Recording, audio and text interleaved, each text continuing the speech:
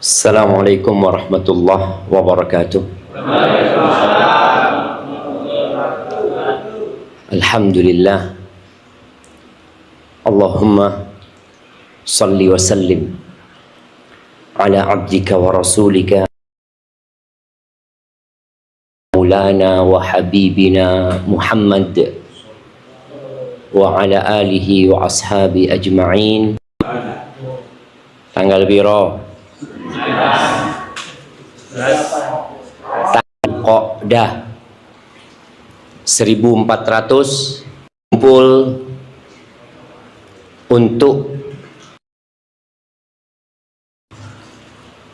karena kita tahu menuntut ilmu itu kewajiban buat setiap muslim ya. Kita ingin membahas tentang bagaimana supaya kita hidup berbahagia di dunia dan di akhirat. Tapi sebelumnya ana minta mic. Nah, iya. Loh, sudah dipegang yang pakai baju merah. Iya. Siapa namanya? Agus. Masya Allah. Mas Agus terwujudkan. Ingin apa Mas Agus dari kehidupan ini ya? Mas Agus lahir, besar, sekolah, kerja ya. Apa sih permintaan Mas Agus kepada Allah yang mungkin sampai hari ini belum dikabul no? Membanggakan orang tua. Gimana? Membanggakan orang tua. Membanggakan orang tua. Siap. Dengan cara apa kepingin membanggakan orang tua? Artinya kan ada anak membanggakan orang tua. Nah, Mas Agus ini kira-kira dengan apa? Kayak ekonomi. Orang tuanya ya. Moga Allah mudahkan. Baik, tonggo Mas Agus. Tonggo nih Mas Agus, sing kanan Mas Agus ya. Lo ayo, sing buri-buri iki sing ditakoni. Iya. Siapa yang pegang mic itu? Siapa namanya? Dodo.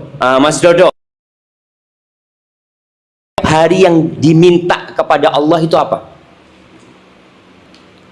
Pas waktu-waktu mustajab ya kan, semua orang punya keinginan lah. Ana yakin Mas Dodo, semua yang hadir di sini punya cita-cita, punya impian yang ingin. Apa yang diminta sama Mas Dodo?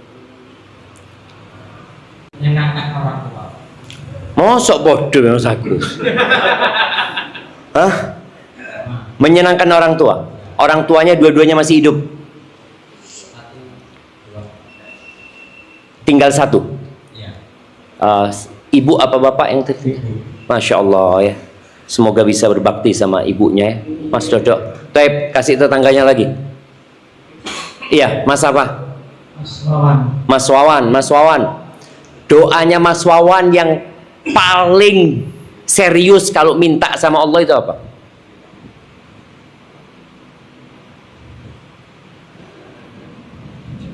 Minta apa gitu loh? Ya, kita semua punya permohonan lah. Kita semua punya masalah dalam hidup ini juga. Mas Wawan kira-kira apa?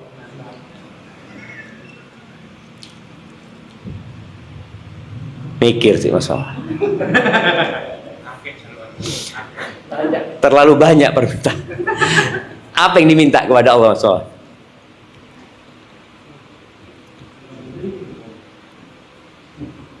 Loh, anda tidak tahu Mas Wawan dewi loh. Maksud kita takon bek tonggo nih.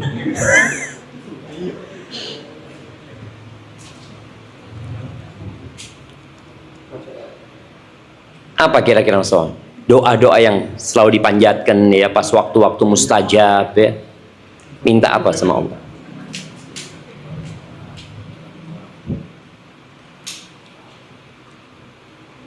Membahagiakan orang tua.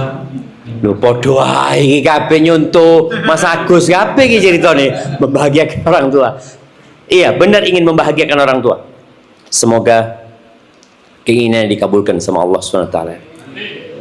Jemaah rahimakumullah, doa yang paling sering dibaca oleh Nabi SAW itu adalah apa? Rabbana atina fid dunya hasanah wa fil akhirati hasanah wa qina adzabannar. Ini doa yang mencakup seluruh kebahagiaan, mau di dunia mau di akhirat. Jadi kalau bicara kebahagiaan di dunia, mungkin sebagian orang berpikir kebahagiaan di dunia itu harta. Apakah orang yang banyak hartanya bahagia? Belum tentu loh, Jam. Boleh jadi bos sama tukang sapu di perusahaannya lebih bahagia tukang sapu daripada bos. Tukang sapu kalau punya hasanah ini tenang hidup.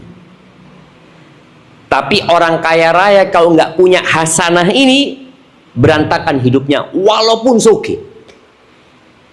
Sekarang kita melihat ada orang yang berpikir bahagia itu dengan popularitas. Makanya sekarang orang suka dengan yang viral-viral ya. Dia bikin video, bikin konten, dia jadi artis, bahkan kadangkala ya mungkin ada tetangga kita yang berangkat ke Jakarta untuk jadi populer di sana, dia berpikir itu membuat dia bahagia. Ternyata juga enggak. Berapa banyak artis-artis yang sampai puncaknya, apalagi kalau kita bicara orang-orang senang hidupnya, enggak aja. Tingkat bunuh dirinya besar. Baik. Ada orang yang berpikir bahagia itu dengan cara mendapatkan jabatan.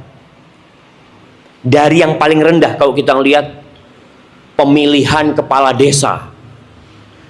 Itu kadangkala sampai berantem mereka. Mereka mengeluarkan uang banyak untuk menjadi kepala desa. Baik, naik bupati, naik wali kota. Ternyata tidak sedikit dari kepala daerah, bupati, wali kota, gubernur ya, yang berakhir di penjara. Kok iso ya? Kok bisa gubernur itu di penjara? Dia kurang apa gitu loh. Harta punya, jabatan sudah dapat. Tapi kenapa dia harus berada di penjara? Dia belum bahagia. Makanya ada orang-orang yang mencari kebahagiaan itu di tempat yang salah. Dia berpikir tadi, kalau aku kaya, aku bahagia. Jadi seakan-akan bahagia itu sugih. Padahal tidak. Kita lihat beberapa orang-orang kaya itu akhirnya hidupnya dengan obat penenang. Antum lihat obat-obat penenang itu, siapa yang tahu obat penenang nih? Harganya murah apa mahal? Iya. Loh ya apa sih? Takoni regoni. Biasanya mahal harganya. Yang bisa membeli hanya orang kaya. Ternyata dia minum obat itu untuk mendapatkan tadi ketenangan. Hidupnya hanya rutinitas belaka. Isu kerja, mulai kerja, bawa duit, besok berpikir kerja terus seperti itu. Enggak, dia enggak bahagia. Maka kalau bicara bahagia, inilah kenapa saya diminta sama Mas Eko untuk menyampaikan tentang atina fid dunya hasanah wa fil akhirati hasanah wa qina adzabannar. Supaya di waktu kita yang nggak banyak, waktu kita benar-benar tidak banyak di muka bumi ini, kita bisa meraih kebahagiaan itu.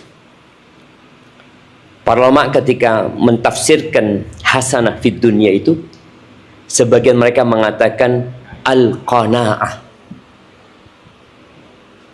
Hasanah itu adalah qanaah, nerimo. Ketika seorang menerima dengan apa yang Allah berikan kepada dia. Tadi ceritanya ada Mas Agus, Mas Dodo, Mas Eko yang ingin membahagiakan orang tuanya. Boleh jadi mereka membahagiakan orang tua dipikir dengan harta. Tapi tidak, saya cukup gitu. Karena manusia sama harta itu tidak cukup. Wadin min dahab, kata Nabi SAW, Seorang manusia ini dikasih satu lembah, nggak cukup. Dia kepingin. Makanya tidak ada yang membuat manusia cukup kecuali tanah. Mati mari wis. Tapi kalau orang dikasih namanya qanaah, kita dia mengatakan alhamdulillah, dia bawa ke istrinya, istri mengatakan alhamdulillah, dibawa ke orang tuanya ngomong, bu sepurone bu, aku ndak iso kayak ake bu, kata dia. Ibunya mengatakan alhamdulillah, itu hasanah fitunya. Dan itu mahal jemaah. Maka kata Nabi SAW, irda bima qasamallahu lak takun aghnan nas. Ridholah engkau dengan apa yang Allah berikan kepadamu, engkau akan jadi orang paling sugih. Perasaan ridho. Tapi ketika kita nggak punya keridhaan itu, ya selesai. Antum akan tetap miskin sampai kapanpun. Ketika dikasih jabatan, dia ingin yang di atasnya, dia ingin di atasnya, dia ingin di atasnya, terus seperti itu. Dikasih harta juga seperti itu. Namun ketika seorang dikasih Allahu Akbar, tenang hidupnya dia. Kata Nabi SAW, kalau bicara kesenangan dunia ini, bapak-bapak, ibu-ibu ketika datang ke sini melihat rumahnya orang itu tidak ada yang sama. Kendaraan orang itu nggak ada yang sama. Ada yang merah, ada yang biru, ada yang putih, ada yang besar, ada yang kecil. Rumah juga seperti itu. Wajah kita nih juga beda-beda. Kulitnya, mungkin ibu-ibu di sana, ibu-ibu kan paling demen dengan urusan skincare ya.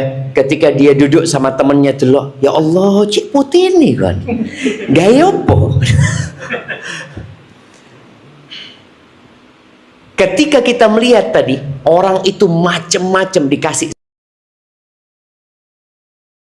Jadi ingin, kapan aku bisa seperti itu? Kapan aku punya rumah seperti itu? Kapan motorku bisa ganti motor yang lebih baru? Keinginan manusia ini tadi nggak ada habisnya. Kata Nabi SAW bicara kenikmatan dunia. Beliau mengatakan 3 hal. Man kana aminan fi sirbihi, mu'afan fi jasadihi, indahu qutu yaumihi, faka'annama hizat lahu dunya bihadafiriha. Kata Nabi SAW, barang siapa yang merasa aman di tempat tinggalnya. Dan Indonesia ini Masya Allah jemaah ya, negeri yang benar-benar aman. Ya kita kadang-kala rumah nggak dikunci ya, alhamdulillah, lupa nggak dikunci ya. Kemudian anak-anak kita main, kadang-kala keluar malam juga, alhamdulillah. Maka barang siapa yang merasa aman di tempat tinggalnya, mu'afan fi jasadihi, sehat badan.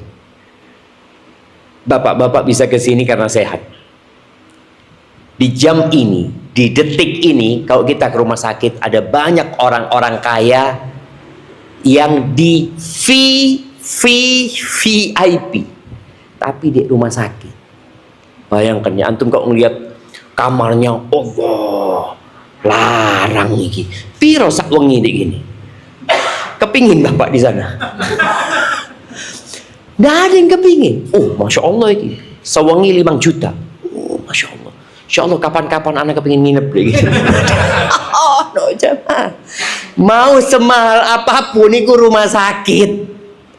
Alhamdulillah lunggu dek gini nggak gaya sih. Pakai AC nih jemaah. Kipas ya sampai keringetan. Allahu Akbar. Tapi sehat. Itu lebih baik daripada VVIP kono dek rumah sakit. Mu'afan fi jasad, sehat badannya. Aman, sehat. Yang ketiga, indahu qut, dia punya yang dia makan hari itu.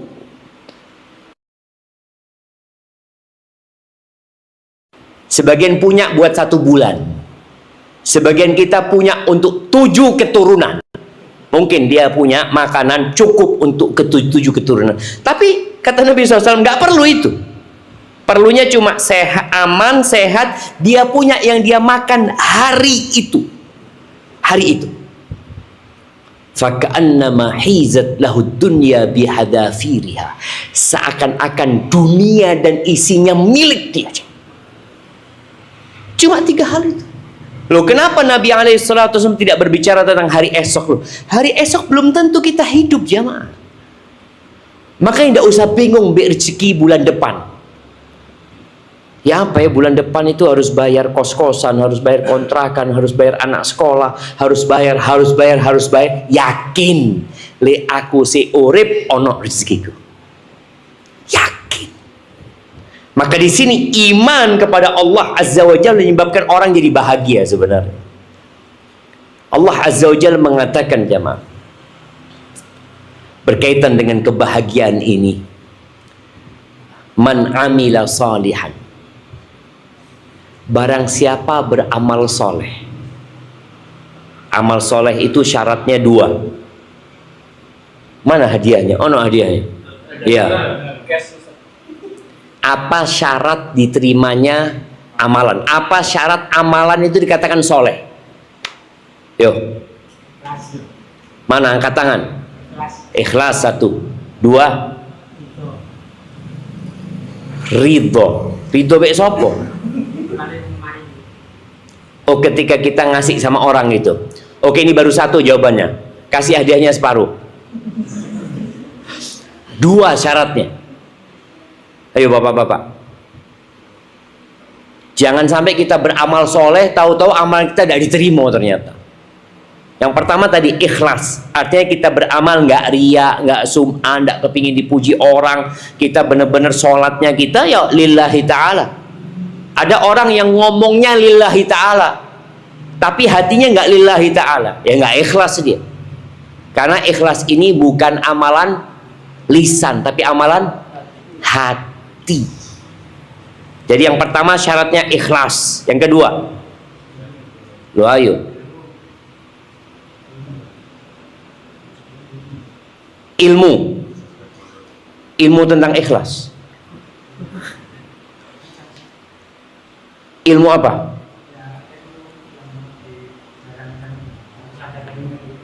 Harus ada ilmunya dulu baru beramal. Gitu. Iya, ada Bapak, kasih hadiah separuh juga. Nah, 2 syaratnya jamaah. Ikhlas dan sesuai dengan syariatnya Nabi Muhammad SAW. Karena ada orang ikhlas tapi ikut syariatnya Nabi Musa, tidak diterima. Setelah diutusnya Nabi Muhammad SAW, yang harus diikutin syariatnya siapa? Nabi Muhammad SAW. Ikhlas tapi ikut syariatnya Nabi Isa alaihissalam, tidak boleh. Karena Nabi Muhammad SAW sebagai penutup para nabi, jadi kita harus mengikuti Nabi SAW. Sholat umpamanya, bapak-bapak sholat subuh, berapa rakaat tadi sholat subuh? Boleh nggak sholat subuh 6 rakaat? Saya banyak dosanya, Ustaz. Bismillah lah, jadi imam 6 rakaat hari ini sholatnya. Dibalang waktu kayak jamaah ini. Apa subuh 6 rakaat? 2 rakaat loh. Sholat ini, ya tetap sholat ada aturannya. Melok sopo? Melok Nabi Muhammad SAW. Puasa Ramadan berapa hari? Saya mau puasa 40 hari, Ustaz. Tidak bisa. Tadi, man amila solihan, barang siapa yang beramal soleh. Maka tolong bapak-bapak, ibu-ibu, ketika beramal, lihat, saya beramal ini lillahi ta'ala atau ada tujuan lain. Kemudian yang saya amalkan ini sesuai enggak dengan syariat Nabi Muhammad SAW? Kalau sesuai, amalkan. Min dzakarin au untha, baik itu laki-laki atau wanita. Jadi Islam ini agama yang memandang laki-laki dan wanita ini sama dalam pandangan Allah Azza wa Jal. Mereka punya hak untuk berbahagia. Walaupun ada perintah-perintah yang khusus laki-laki, seperti Jumatan. Buat siapa? Buat yang laki-laki gitu. Perempuan mau Jumatan ya boleh-boleh aja, tapi tetap yang lebih utama perempuan di rumah. Wa huwa mu'min. Nih syaratnya. Dia dalam kondisi beriman. Falanuhyiyannahu hayatan thayyibah, kata Allah. Kami benar-benar akan memberikan penghidupan yang baik buat orang itu. Dia akan hidup baik di dunia, hidup baik di kuburnya, di alam barzah, dan hidup baik di akhirat. Walanajziyannahum ajrahum bi ahsani ma kanu ya'malun. Dan kami akan berikan pahala kepada mereka lebih baik dari apa yang mereka kerjakan. Itu di akhirat nanti. Tadi Rabbana atina fid dunya hasanah wa fil akhirati hasanah wa qina adzabannar. Maka bagaimana sekarang kita berpikir untuk mendapatkan tadi hayatan thayyibah, mendapatkan qanaah, menerima dengan kondisi yang ada. Yang pertama, bicara kebahagiaan di dunia ini, jangan pernah memandang ke atas kalau ingin bahagia. Orang yang memandang kepada yang di atasnya secara dunia akan hidup menderita. Nabi SAW pernah mengatakan kepada para sahabatnya, "Unzuru ila man huwa asfala minkum." Lihatlah kepada yang di bawah kalian. Wala tanzuru ila man huwa fawqakum. Jangan melihat kepada yang di atas kalian. Kenapa? Fahuwa ajdaru an la tazdaru ni'matallahi alaikum. Karena itu akan lebih pantas buat kalian untuk tidak meremehkan nikmat yang Allah berikan kepada kalian. Kita kalau ngelihat ke atas, kita naik motor umpamanya Beat tahun 2013. Parkir di sebelahnya ketemu PCX 2025. Antum parkir delok ini. Ya Allah, senenge sing duwe PCX ya. Ana sik numpak iki mulai biyen. Gak akan bahagia itu orang. Menderita hidup. Tapi coba lihat, kelihat dia parkir, dia lihat yang paling jelek di sana. Oh, alhamdulillah, masih ono sing luwe elek timbang motorku. Dia akan bersyukur. Kalau dia melihat kepada orang yang nggak punya motor, dia akan semakin bahagia. Kemudian dia melihat kepada orang yang nggak punya kaki, dia akan semakin bahagia. Lihat kepada yang di bawah. Tapi kalau kita memandang kepada yang di atas kita, selesai, kita akan merasa Allah nggak ngasih apa-apa. Lebih senang fulan hidupnya, lebih bahagia fulan. Lah, yang lebih bahagia di muka bumi ini adalah orang yang paling ridho dengan takdir Allah Subhanahu wa ta'ala. Rumah juga seperti itu. Lihatlah kepada yang di bawah kalian. Baik, kalau bicara tadi emak-emak yang selalu sibuk dengan skincare, dia kalau ngelihat tangan temennya lebih putih ya, lebih bening ya, ya Allah, ireng aku ternyata ya. Maka jangan lihat kepada yang lebih putih, lihat kepada yang lebih hitam, yang lebih gelap ya, bukan hitam, gelap ya. Ada cerah, ada gelap. Ana punya kakek rahimahullah, dia cerita waktu dia haji, dia seneng kumpul sama orang-orang yang dari Afrika. Karena dia lihat, ya Allah, putih ya ternyata. Tapi kalau kumpul sama yang orang-orang dari, ya Allah, ya ireng kita ini jamaah. Maka ini sebagai usaha kita supaya kita nerima dengan takdir Allah dan bersyukur. Lihatlah kepada yang di bawah kalian. Kemudian yang kedua, Nabi SAW pernah berwasiat kepada Abu Dzar radhiyallahu anhu. Ausani khalili bisab'in. Aku dikasih wasiat sama kekasihku dengan 7 perkara. Salah satunya, bihubbil masakini wad-dunuwi minhum. Agar aku cinta sama orang-orang miskin dan duduk sama mereka dan dekat sama mereka. Ini dalam rangka kebahagiaan kita, jemaah. Kalau kita duduknya sama orang kaya, senengnya sama orang kaya, maka kita nggak akan pernah bersyukur. Karena mesti ketika kumpul sama orang kaya, dia punya sesuatu yang lebih dari kita. Tapi coba antum dekat sama orang miskin. Dan Ana melihat nyata ya, bagaimana ketika istri Ana datang dari salah satu rumah mahasiswa.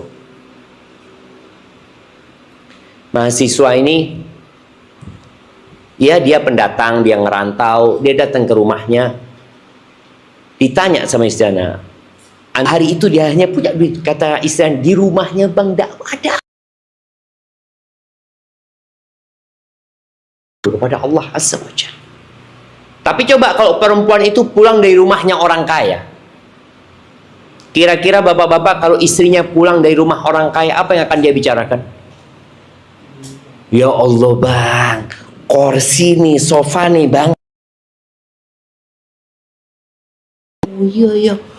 Hordeni gaya remote bang. Kita horden buka, ada buka-buka sampai ocol lah. Iki gaya remote bang, langsung buka, Masya Allah. Duit manuk regone 50 juta bang, iso ngomong manuk Tapi ketika kita itu dekat sama orang kaya, cinta sama orang kaya, ya udah berantakan hidup kita, menderita. Makanya kenapa muncul sekarang ini judi online? Kenapa? Orang kepingin cepat kaya, dia melihat fulan punya, kapan sugihnya aku? Kenapa laris yang namanya? Kenapa jemaah? Apakah karena kebutuhan atau karena kemauan? Karena kemauan, karena gaya hidup. Lek kebutuhan, ya Allah, menungsoiku cukup mangan sak piring, makan sarapan tok, ndak makan siang pun kuat. Kita bisa buktikan puasa kemarin, kita makan sahur, terus ndak makan pagi, ndak makan siang, ndak makan lah gorengan, walau sampai maghrib. Kuat apa ndak kuat? Kuat. Ketika maghrib, opo wae enak. Walaupun kita kepingin kolo, kepingin ini, ukap. Awal mangan kurma, mari wis ternyata. Iya. Tapi pinjol dan judol itu karena gaya hidup.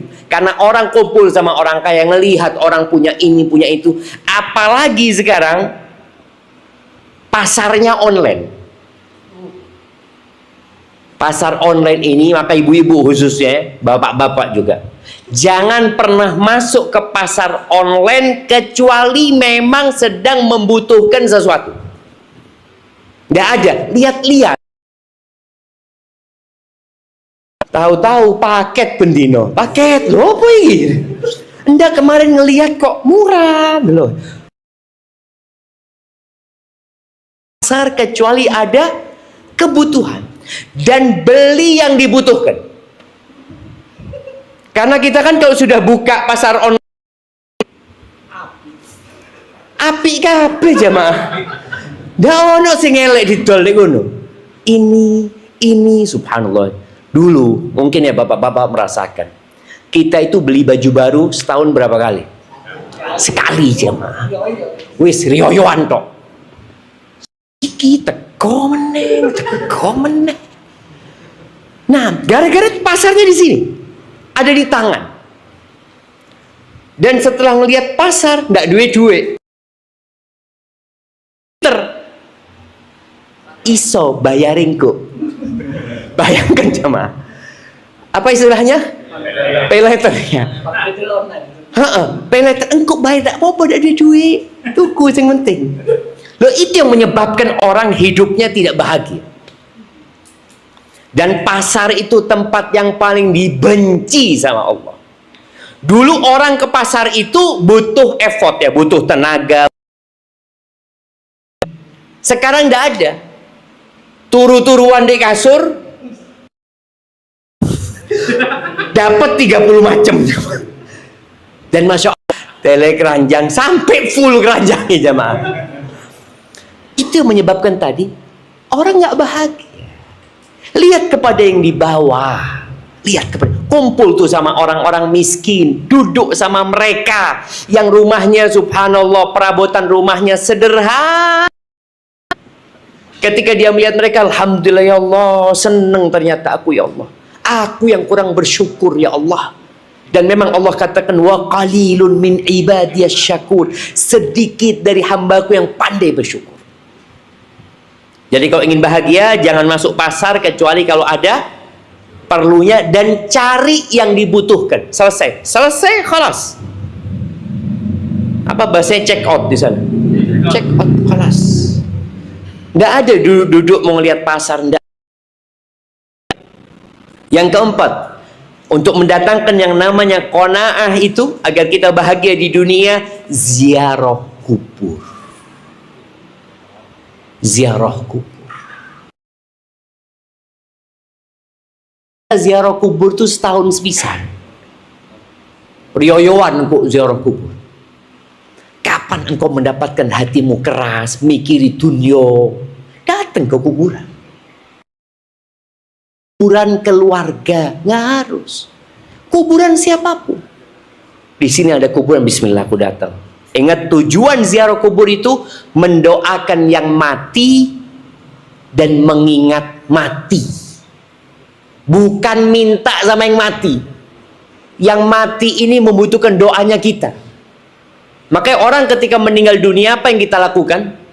Kita mandikan dia, kemudian kita kafani, kemudian kita solati, kemudian kita kuburkan, lalu kita mendoakan Allahumma gfir lahu warhamhu wa'afihi wa'fu anhu wa akrim nuzulahu wasi' mudkhalahu.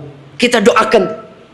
Dia butuh sama doanya orang hidup, bukan orang hidup yang butuh sama orang mati.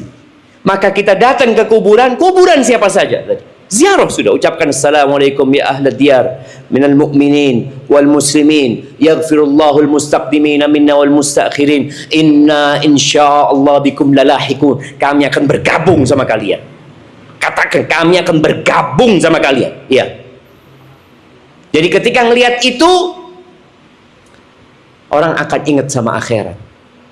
Maka dia akan berpikir wa fil akhirati hasanah. Ya opo aku bahagia di akhirat. Baik, jadi ziarah kubur jamaah. Kalau istrinya ya di Indonesia ini, ana nggak tahu di Sidoarjo, dari 1,5 juta pernikahan kira-kira, yang cerai itu hampir 500.000. Masalah pertama penyebab perceraian itu, yang pertama percekcokan, perselisihan antara suami istri. Yang kedua masalah apa? Ekonomi dunia. Yang kedua itu masalah ekonomi.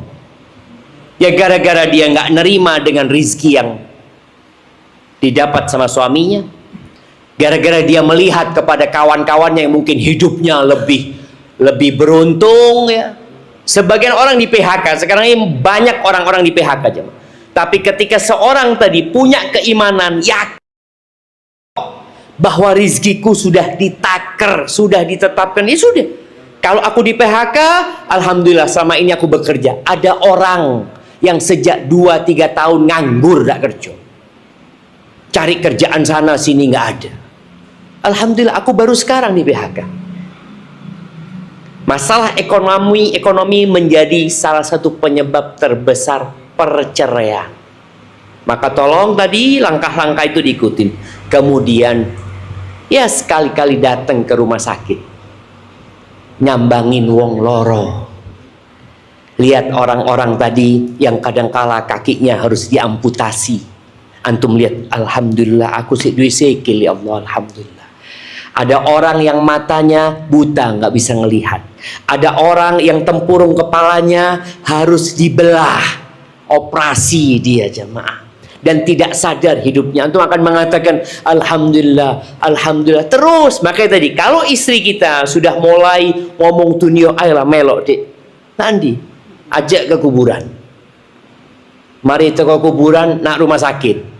Loh nganu apa ini? Kuburan rumah sakit dia, ojo diajak nak pasar. Betul jemaah, itu menumbuhkan keimanan. Dia akan jadi hamba yang bersyukur kepada Allah Azza wa Jalla. Kalau nggak, kita nggak akan bersyukur. Dan Allah mengatakan wa qalilun min ibadiyas syakur, sedikit dari hamba-hambaku yang bersyukur. Setelah itu doa. Kita perlu minta sama Allah Subhanahu wa taala. Minta dikasih keimanan. Allahumma inni as'alukal huda, minta hidayah sama Allah. Wattuqa, kasih ketakwaan ya Allah. Wal afaf, kasih supaya kita bisa menjaga kehormatan kita. Wal ghina, dan kecukupan, minta sama Allah SWT. Jangan sampai berhutang. Kalau ingin bahagia, ojo utang. Kepingin motor, nabung. Kepingin rumah, nabung. Kepingin mobil, nabung. Ojo utang. Jaluk. Jaluk be Allah. Kenapa jemaah? Nabi SAW itu paling takut sama hutang. Orang itu kalau mati, kita lihat di masyarakat kita, ada orang yang utang kemudian dikemplang. Dia dari awal utang, tidak niat bayar. Apalagi kalau utangnya riba, ono tambahan nih. Sudah dilaknat sama Allah, tidak bayar meneng. Kalau orang mati syahid di medan perang, dia menegakkan kalimat Allah, tewas di medan perang. Yang ketiga kali, kemudian dia perang dan tewas, dan dia punya utang tidak diampuni dosanya. Ya Allah, aku berlindung kepadamu dari hutang dan dosa. Hutang dosa. Utang. Nabi SAW takut berhutang. Sedangkan banyak dari umatnya yang mengenteng hutang. Kata Nabi SAW, orang janji dan biasanya ingkar janji. Dia akan ngomong, biasanya dusta. Ketika dia ngomong, aku ini punya perlu ya, ini itu, bohong. Karena dia ingin berhutang. Dia memulai hutangnya dengan kebohongan. Bulan depan ini ada yang cair. Apa nih yang cair? Es batu yang cair. Apa nih? Dia sudah janji dan dia ingkar janji. Makanya kebanyakan orang itu sulit ditagih. Sampai kadang-kadang kita sing dihutang, kok ana sing duwe dhuwit iki yo? Sing ngemis pi wong iki ya, Mak. Biar dia nggak bayar hutang. Akan dihitung kebaikan-kebaikan dia, diambil di hari kiamat. Maka tadi jangan berhutang.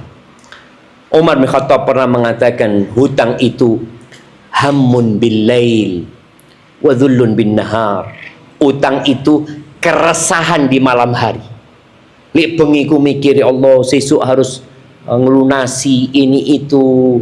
Wa dhullun finnar, siang hari kita akan terhina.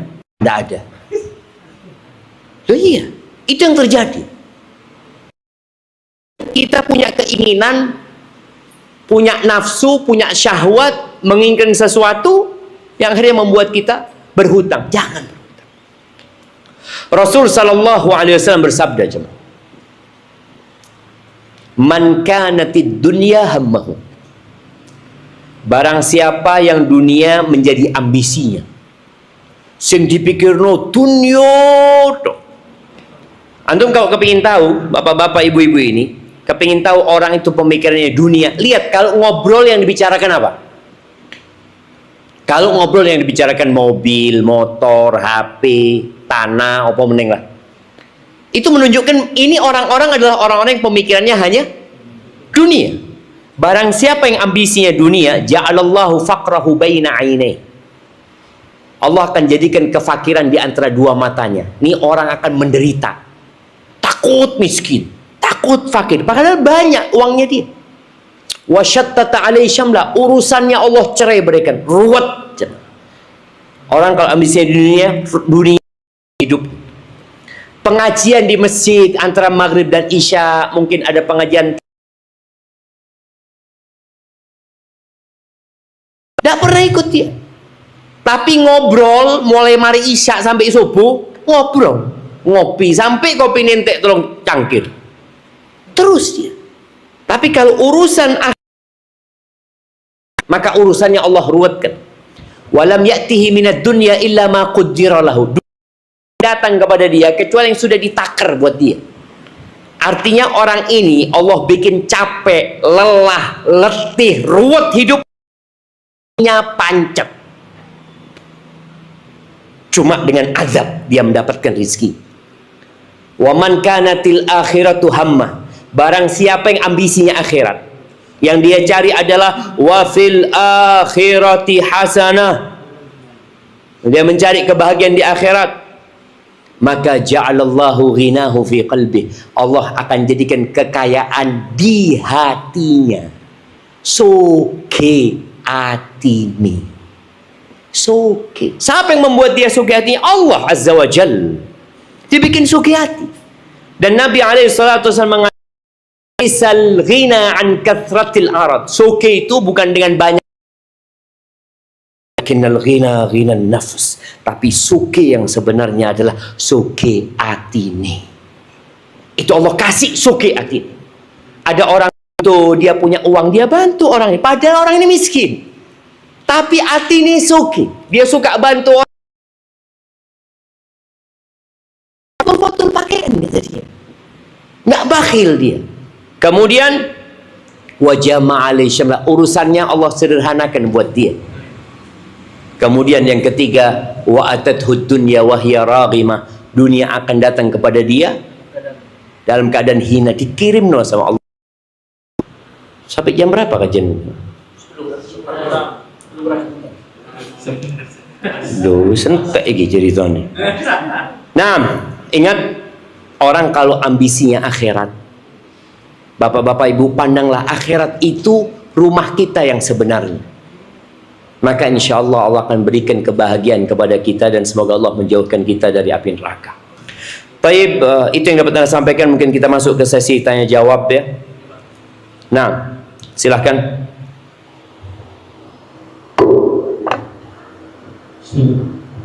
Ini ada 3 pertanyaan Ustaz. Karena batasnya 3 ini aja Ustaz. Yang pertama, saya seorang anak yang juga ingin membahagiakan orang tua Ustaz. Namun orang tua menuntut lebih dari yang mampu saya berikan. Lalu saya harus bagaimana Ustaz? Karena masalah ini hubungan saya dengan keluarga jadi kurang baik. Saya selalu berpikiran bagaimana lagi saya harus memenuhi keinginan orang tua sementara kemampuan saya terbatas. Apakah termasuk dosa jika tidak bisa memenuhi semua keinginan orang tua? Barakallahu fikum. Baik, kira-kira keinginan orang tua itu ada batasnya enggak, jemaah? Jemaah, kemauan itu tidak ada batasnya. Jadi kalau ini anak ngasih orang tua yang 1 triliun, kira-kira ibunya cukup? Enggak. Tidak ada. Maka bagaimana sekarang anak berbagi sama orang tua kekayaan yang tidak ada habisnya? Bagaimana ngajak orang tua qanaah, nerimo gitu.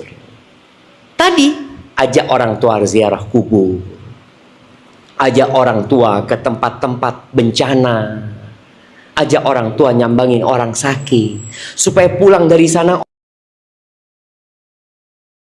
ibu sehat nak, alhamdulillah. Dan kalau anak berpikir dengan dikasih harta, mau berapapun yang dikasihkan sama anaknya, kalau tua nggak punya qanaah, pancet, miskin, tetap nuntut. Maka anak yang berbakti sama orang tuanya, yang ingin membahagiakan orang tua, tadi kan udah tahu, itu bukan dengan banyaknya harta, bukan semua yang diinginkan dipenuhi, tapi dengan qanaah. Maka sang anak berikan yang dia milikin kepada orang tuanya, ajak orang tuanya ngaji, ajak orang tuanya sehingga orang tua bisa qanaah sambil didoakan orang tuanya. Apakah anak durhaka ketika tidak bisa memenuhi kemauan orang tuanya? Enggak. La yukallifullahu nafsan wus'aha. Allah itu tidak membebani hambanya kecuali sesuai dengan kemampuan dia. Dia berikan mau ini itu, selama dia sudah maksimal, ya insya Allah dia tidak durhaka. Walaupun ya akan melihat anaknya yang paling sering ngasih duit dianggap anak yang paling berbakti. Iki anakku nomor siji.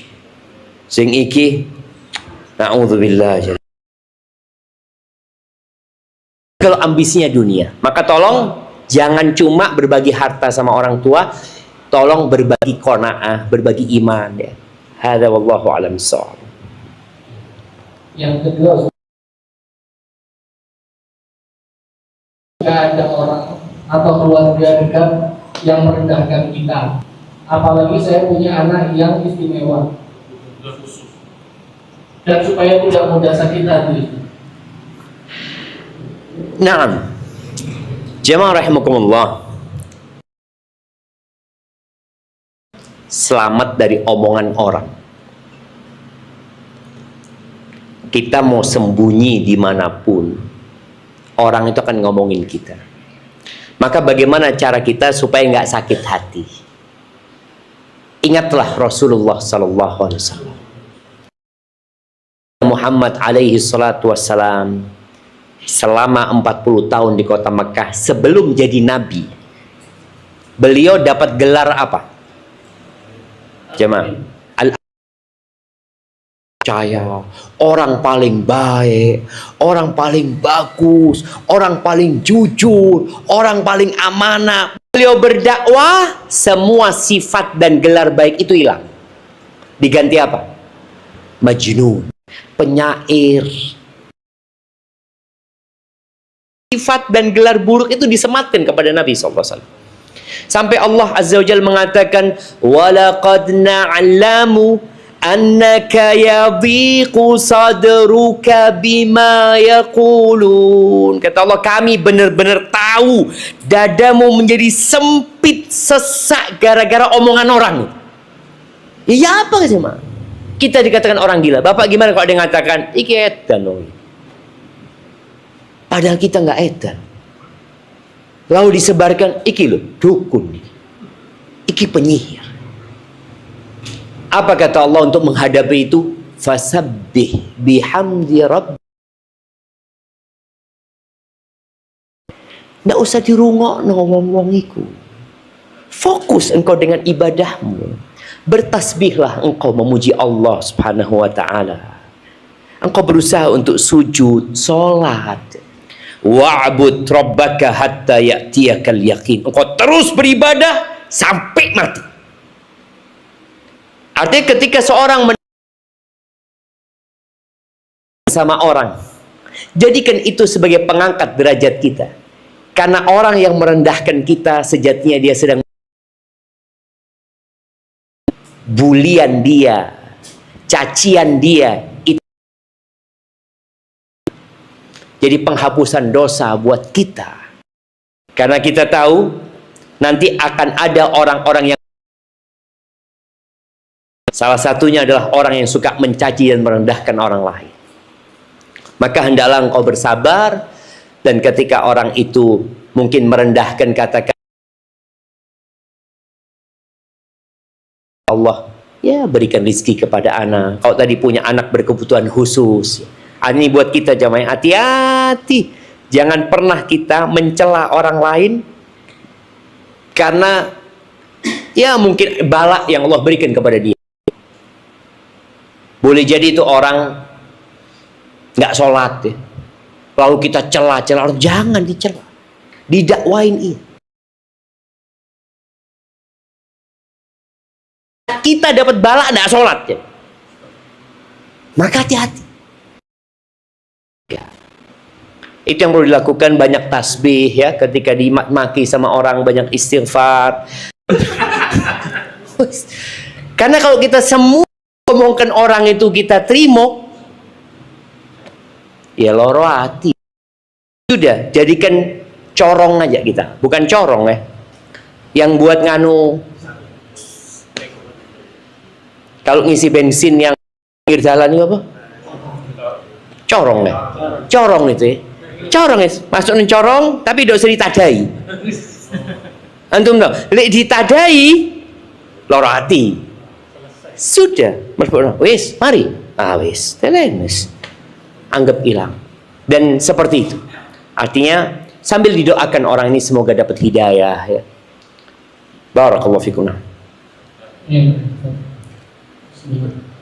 Ustadz mau doakan saya sedang sakit dan kondisi ginjal saya fungsinya tinggal 5%. Dokter menyarankan tidak ada kesembuhan kecuali transplantasi ginjal yang biayanya sampai dengan 800 juta, itu pun tanpa jaminan kesembuhan. Mana yang lebih baik bagi saya lakukan di sisa umur saya ini? Apakah lebih baik beroperasi atau uang yang 800 juta itu Anda gunakan untuk amal jariah? Masya Allah, barakallahu fiik. Tuh lihat jemaah, bapak-bapak ini soge dua ginjal jemaah. Ini 800 waras. Makanya Anda jadi ingat ketika di penjara itu, dia sudah frustasi karena dia punya utang. Dia punya utang kira-kira ya hampir 900.000 real utangnya dia. Dia sampai mau bunuh diri. Nah, di penjara itu biasanya datang ada ustadz, ada kiai ya, yang berusaha untuk melakukan bimbingan rohani. Ditanya sama ustadz ini, kamu kenapa di penjara, kata dia. Karena utang, kata dia. Terus kenapa kamu kok kepingin bunuh diri? Ya itu, anak bingung. Anak nggak punya uang, kata dia. Mau ngelunasi utang sebesar itu. Dia pikir dengan bunuh diri selesai urusannya. Loh, tunggu, katanya Syekh. Tenang sudah. Sudah. Berapa utangmu? Tadi 900. Oh, gampang, lunas wis. Loh, ya apa lunas, kata dia. Iya, kan antum punya ginjal. Ana hargai 1 M lah ginjal, kata dia. Terus antum juga punya mata itu. Tak regoni ya 5 M lah. Lunas kan wis ya. Terus disebutkan kata orang yang ditahan nih, emangnya anak jualan spare part, kata dia. Loh, antum itu punya kekayaan yang banyak sekali, mau antum buang dengan bunuh diri. Karena antum mau buang semua, ginjal mau dibuang, ya, hati mau dibuang, mata dibuang. Padahal Allah berikan kepada antum kekayaan, antum ini soge sebenarnya. Baru orang itu sadar jemaah, bahwa kita tuh kaya dengan tubuh yang Allah berikan kepada kita. Kita dengar tuh, bagaimana dia harus mengeluarkan uang 800 juta dan tidak ada jaminan sembuh. Apa yang harus dia lakukan sekarang? Mati pasti mati sudah. Mau punya ginjal, tidak punya ginjal, orang pasti mati. Ya, kalau dikatakan tadi kemungkinan sembuhnya itu berapa persen? Fungsinya tinggal 5%. Enggak, tadi kalau transplantasi apa? Transplantasi juga. Iya. Tidak ada jaminan juga. Ya enggak jaminan, biasanya kan ada persentasinya, kemungkinan seperti ini, seperti itu. Ya kalau memang kemungkinannya kecil, mungkin lebih baik engkau sodakohkan. Ketika kemungkinannya uang 800 juta itu engkau berobat dengan sodakoh. Atau kalau bisa 2 yang dilakukan. Karena di antara arahan Nabi SAW, beliau mengatakan dawu marbakum bis sodakoh. Obatin orang yang sakit di antara kalian dengan bersodakoh. Sebagian orang ketika dia operasi 800 juta, 800 juta juga dia keluarkan untuk sodakoh. Ini dengan harapan operasinya Allah kasih kesembuhan. Karena yang menyembuhkan itu Allah Subhanahu wa ta'ala. Jadi jangan hanya berpikir berobat medis. Loh, dokter itu gak bisa menyembuhkan. Yang menyembuhkan itu tetap Allah Azza wa Jalla. Maka tadi kalau dia punya uang memang, maka 800 juta dia sodakohkan, 800 juta dia gunakan untuk operasi.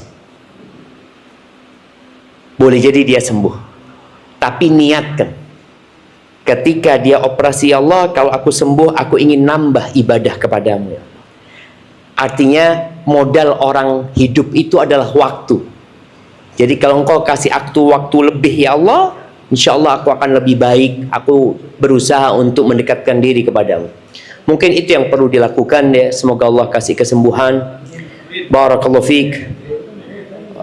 Jamaah, kita memohon kepada Allah Azza wa Jalla, ini hari-hari Jumat ya. Perbanyak salawat kepada Nabi alaihi salatu wassalam. Dan datanglah ke masjid sebelum khotib naik mimbar. Ojo ngenteni khotib lu datang. Orang yang datang ke Jumatan itu di waktu yang awal, dia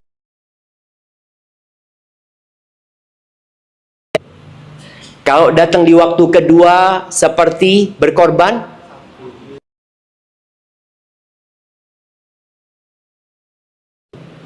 Oh enggak, sapi dulu.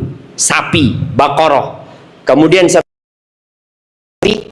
Kabesh Akron, dia berkorban kambing yang bertanduk. Yang di waktu ayam. Di waktu yang kelima seperti telur.